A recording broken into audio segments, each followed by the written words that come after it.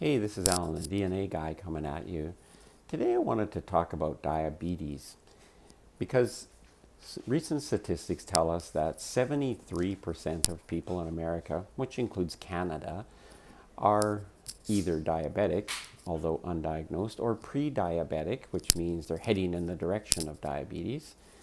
And I think that most people would understand there's some possible genetics involved in the development of diabetes, particularly type 1 diabetes.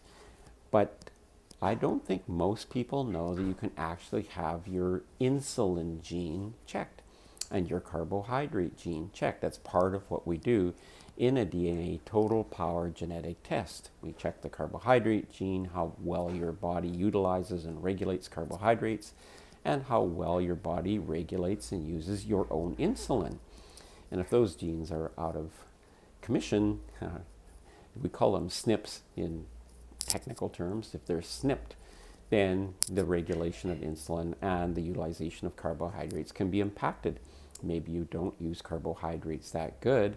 Maybe you don't regulate insulin that good. So this would be particularly useful information for somebody who has relatives, maybe they're not diabetic yet, or maybe they have challenges with weight and they're wondering why they can't lose weight. Maybe their insulin regulating gene is SNPed. In other words, it's not functioning at its maximum capacity. So these are just some of the really simple tests that we do when we do a DNA total power test. They're in with your dietary testing. We also check your ability to use fat. So if you're a diabetic and you're thinking, well, maybe I'll go on a carnivore diet or a really, strongly sugar restricted diet, then what kind of fat do you need to put into your diet? And do you need to watch for certain fats? How much fat should you have? How much omega-3, which is cardioprotective?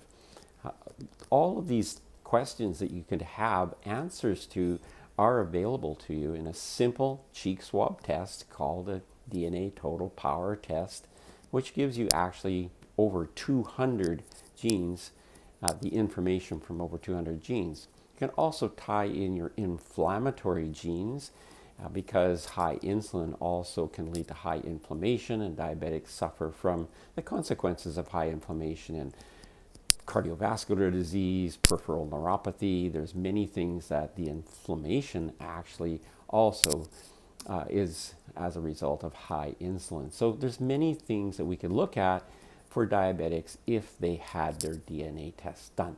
Anyway, this is Alan. Have a great day.